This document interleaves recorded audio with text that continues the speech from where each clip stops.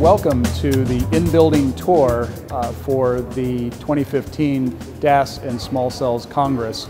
We're here at the host hotel for DAS Congress, and we're exploring using the background of the hotel as a test bed and discovery for what we call the Middleprise.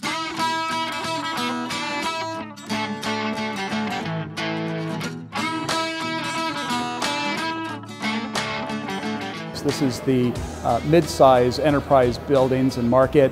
It comprises things such as hotels such as this, hospitality, hospitals, retail, and Class A office space. It's a difficult and complicated space to bring wireless coverage and capacity to, and we're going to be exploring that today.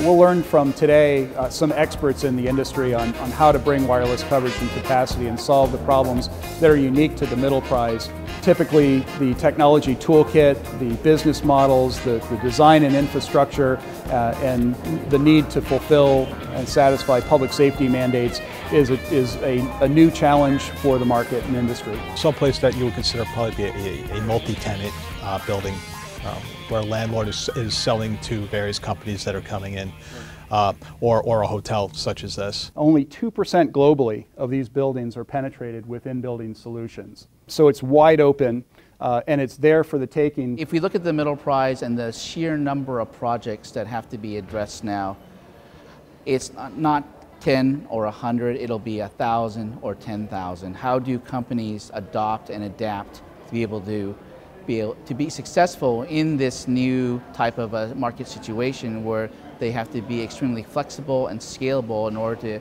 address all of the demands out there that are available to them and still have profitability. You look at buildings and you look at where people spend the majority of their time, it's in a building.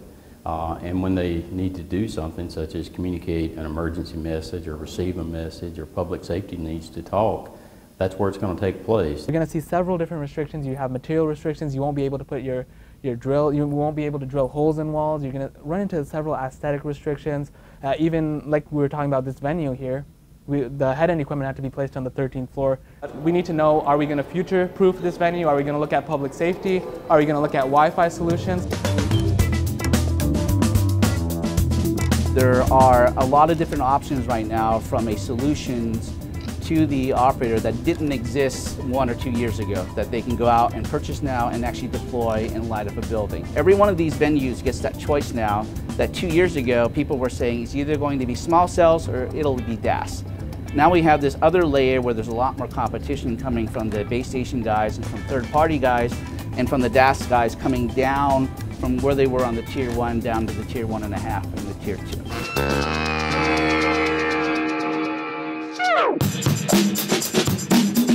One size doesn't fit all.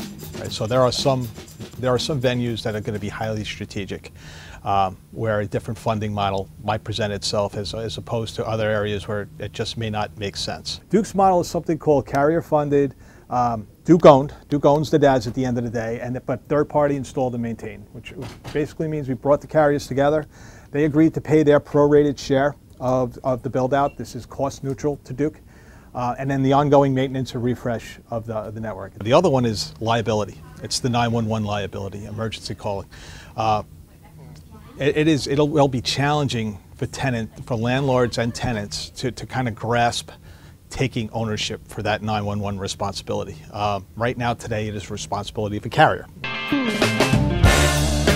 When we have an incident, this vertical shaft is what we utilize to get from place to place in a building. It's critical that this environment stays a protected environment and that the coverage in this area is sufficient for them to communicate. The legacy option with the old fire phone is very limited and cumbersome to use. The firefighter has to be where the jack is, and that's in one spot on the floor.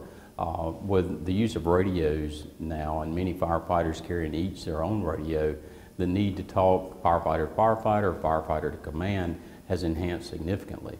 What we're seeing more now is that cellular and public safety ride separate paths. One, because of the reliability nature of the public safety system not being taken down, having to communicate that it's been taken down back to the fire authorities. I think the key thing is not what does it cost to do it, What I would look at if I were a building owner is, what does it cost me if I don't do it? Just by knocking on this wall, you can see that these are two different structures, but they look very similar in material. So what I would suggest is make sure you do very good CW inside your venue. Doing CW will make you get a good understanding of how your RF is going to propagate inside this venue. I think the RF study should be done prior to actually deploying a system. You want to know, first of all, what kind of interference mitigation you have to do. You want to know what kind of baseline data you're going to be working with. You want to know for the different frequencies, for the different carriers you may be working with.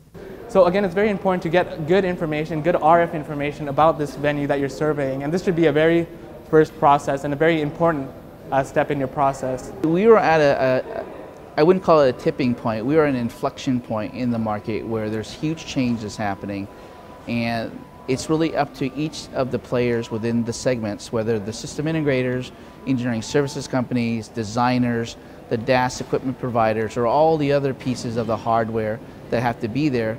And if they want to survive and make it to the next level, they will have to adopt and adapt. The ideal solution is going to be flexible to support multiple operators, multiple bands, multiple services, and yes, even legacy solutions.